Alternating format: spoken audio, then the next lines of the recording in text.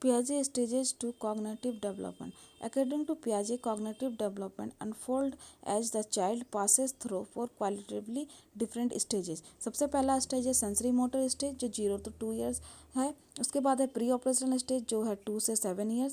And then है आपका concrete operational stage जो है 7 to 11 years. ठीक है. उसके बाद है आपका फॉर्मल ऑपरेशनल स्टेज जो है 11 to above. ठीक है. तो सबसे पहले सेंसरी मोटर स्टेज, इसको हम लोग क्यों कहते हैं? तो सेंसरी मोटर पीरियड मीन्स होता है सेंस, जहाँ हम अपने सेंस का यूज करते हैं. एंड देन उसके साथ हमें क्या यूज करते हैं? सेंस के साथ हमारे मोटर स्किल्स का होते हैं. सेंस मतलब सेंसरी ऑर्गन. कितने सारे सेंसरी ऑर्गन है? तो हमारे 5 सेंस ऑर्गन है. ठीक है. तो पियाजे का first stage of intellectual development in which the child moves from the reflective activities. क्या क्या रिफ्लेक्टिव एक्टिविटी करते हैं? रीचिंग करते हैं, ग्रैप्सिंग करते हैं, सकिंग करते हैं, more highly organise form of activity. ठीक है. इसमें हम लोग मोर हाईली क्या करते हैं? ऑर्गेनाइज करते हैं एक्टिविटीज़ का. तो सबसे पहले हम लोग क्या यूज करते हैं?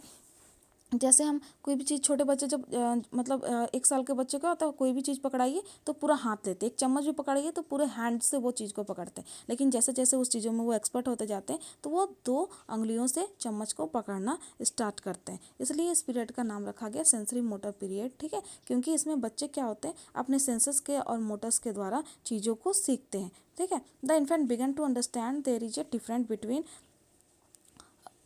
Him and herself. इस पीरियड, ये ऐसा पीरियड होता है जिसमें बच्चे डिफ्रेंशिएट करने लगते हैं कि हिम एंड हरसेल्फ में क्या अंतर है. ठीक है.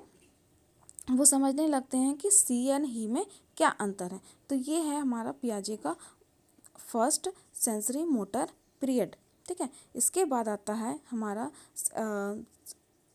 सेंसरी मोटर स्टेज के हैव 6 सब स्टेजेज. पियाजे ने इसके 6 सब स्टेजेज के बारे में भी बात की. तो पहला जो स्टेजेज है वो है रिफ्लेक्सेस. रिफ्लेक्सेस क्या है? तो during the first month of the sensory motor stage, reflexes are the primary way the infant understand and explore the world.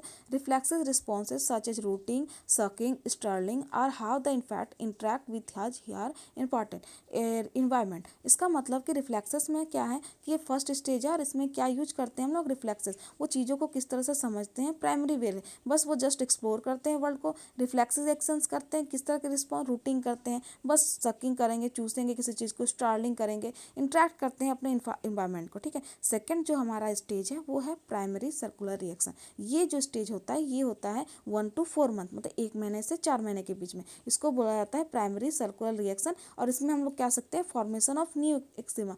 Baby क्या करता है? इस टाइम वो कुछ चीज़ों का नया स्कीमा सीखना स्टार्ट कर देता है. एक्सीडेंटली वो अपने अंगूठे को चूसने लगता है. ठीक है. और उसको उसमें मजा आने लगता है. तो अब वो क्या करता है? जो भी सामने उसके पास चीज़ रहती है वो हर चीज़ को सक करना स्टार्ट करता है. अगर आप आपने अगर लैप में लिया यानी गोदी में लिया तो वो क्या करेगा? आपके कपड़े के टुकड़ों को चूसेगा, आपके कपड़े को, आपके दुपट्टे को चूसेगा. जो भी आप जिसको कीजिएगा तो वो उस प्राइमरी सर्कुलर रिएक्शन में उस तरह से करता है. थर्ड आता है सेकेंडरी सर्कुलर रिएक्शन. थर्ड में सेकेंडरी सर्कुलर, इसको बोल सकते हैं हम लोग, ये 4 से 8 मंथ में होते हैं. और इस टाइम के बच्चे में क्या होता है? हैबिट डेवलपमेंट होने लगता है. हैबिट डेवलपमेंट मन आप चाहेंगे तो बच्चे में इसमें आदत डाल सकते हैं. हम लोग बोलते हैं ना बच्चों में थोड़ा थोड़ा आदत डालिए. ठीक है. तो वो हैबिट का फॉर्मेशन इस मंथ में स्टार्ट हो जाता है. Infant become more object oriented. और अब बच्चे थोड़े ज़्यादा ऑब्जेक्ट ओरिएंटेड होते हैं. Moving beyond self pre occupation करने लगते हैं. रिपीटेड एक्शन करना स्टार्ट करते हैं. ब्रिंग इंटरेस्टिंग और प्लेजर रिजल्ट. और वो कुछ इस तरह के काम करते हैं जिसमें उनको इंटरेस्ट लगे और उसमें उनको हैप्पीनेस आए, मतलब प्लेजर रिजल्ट हो. जैसे अगर किसी बच्चे को आपने स्विच बोर्ड के पास लेके गए हैं और उसको आपने बॉल को लाइट को ऑन ऑफ करना सिखा दिया तो अब उसको इसमें इंटरेस्ट आएगा. तो वो बार बार आपको स्विच बोर्ड की तरफ फोर्स करेगा, लेके जाएगा और वो बार बार स्विच को टर्न ऑन करेगा और लाइट को टर्न ऑन करेगा लाइट को, और रिपीटेडली इस चीज़ को वो बार बार करेगा. फोर्थ आपका आता है coordination of secondary circular reaction. ये आपका होता है 18 to 12 मंथ. ठीक है. ये आपका कब होता है? 18 to 12 मंथ होता है. और ये जो कोऑर्डिनेशन होता है इसको हम लोग कोऑर्डिनेशन इसीलिए बोलते हैं क्योंकि इसी स्टेज में हमारा हैंड एंड आई कोऑर्डिनेशन होता है. दैट्स वाई इस स्टेज का नाम रखा गया coordination of secondary circular reaction. ये होता है 18 to 12 मंथ. अब आप जो चीज़ को छूते हैं, जिस चीज़ को देख रहे हैं उस चीज़ को आप छू कर महसूस करते हैं. इसीलिए इसको बोलते हैं ये. इसीलिए पियाजे ने इस स्टेज को कहा कि ये फर्स्ट प्रॉपर स्टेज है जहाँ पे आपके इंटेलिजेंस को दिखते हैं. आप इंटेंसली कोई चीज़ को छूते हैं. आप इस पीरियड में गोल डायरेक्टेड बिहेवियर करते हैं और आप डेलिब्रेट करते हैं, planning of step to meet an objective. और इस टाइम आप प्लानिंग करना स्टार्ट करते हैं। आपको जो चीज़, जैसे बच्चे के सामने एक बॉल रख देगा ना, बच्चे उस चीज़ को रीच आउट करना है, क्योंकि बच्चे इस टाइम 8 to 12 मंथ में हाथ पैर से चलना स्टार्ट करते हैं। तो इस टाइम जब वो क्रॉलिंग करना स्टार्ट करते हैं, चलना स्टार्ट करते हैं, तो वो क्या करते हैं, गोल डायरेक्ट बिहेवियर करते हैं। क्यों? क्योंकि उनका हैंड आई कोऑर्डिनेशन होता है। और इसी स्टेज को हम बोल सकते हैं कि ये पियाजे का फर्स्ट प्रॉपर क्या है, फर्स्ट प्रॉपर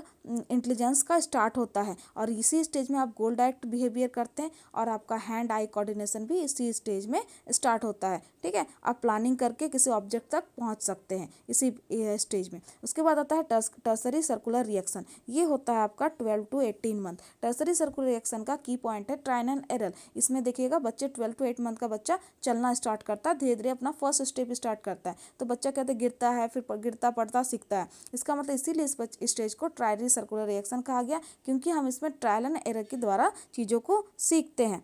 ठीक है, ट्रायल एरर मतलब हम गलतियां करते हैं, फिर उन चीज़ों से सीखते हैं। ठीक है, तो इसीलिए इस पीरियड को कहा गया ट्रायल एंड एरर पीरियड। ठीक है, 6th स्टेज हमारा आता है, उसको हम लोग बोलते हैं मेंटल रिप्रेजेंटेशन। और ये है पियाजे का सबसे लास्ट 6 सब स्टेज, जो होता है 18 to 12 मंथ। 18 to 12 मंथ इस टाइम का जो बच्चा होता है, इसमें क्या कैपेसिटी आता है, आप मेंटल रिप्रेजेंटेशन होने लगते हैं, आप चीज़ों को समझने लगते हैं, आप सिम्बॉलिक थॉट्स को समझने लगते हैं। ठीक है, मेंटल रिप्रेजेंटेशन, अंडरस्टैंडिंग कैजुअलिटी, आप कैजुअलिटी को समझते हैं, एबिलिटी टू प्रिटेंड, आप चीज़ों को प्रिटेंड कर पाते हैं, और डिफर्ड इमिटेशन करते हैं। डिफर्ड इमिटेशन मीन्स होता है आप चीज़ों का नकल उतारना स्टार्ट करते हैं। ठीक है, आप सोचते हैं कि किस तरह से हम चीज़ों को नकल उतारें। अब जैसे आपकी मम्मी अगर रोटी बेल रही है या खाना बना रही है, तो बच्चे भी जिद करते हैं कि वो भी खाना बनाएंगे। ठीक है, उसकी नकल करते हैं। अगर पापा सेविंग कर रहे हैं, तो छोटे बच्चे उस पर भी जिद करते हैं कि नहीं, हमको भी सेविंग करना है। ठीक है, इसीलिए इस पीरियड को बोला गया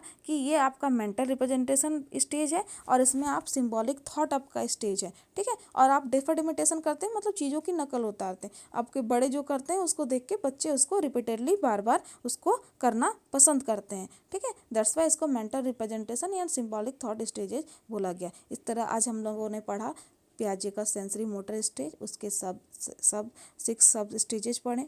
ठीक है, अगर आप लोगों को वीडियो पसंद आ रही है तो प्लीज़ लाइक एंड सब्सक्राइब कीजिए। ठीक है, आप लोगों का जितना लाइक रहेगा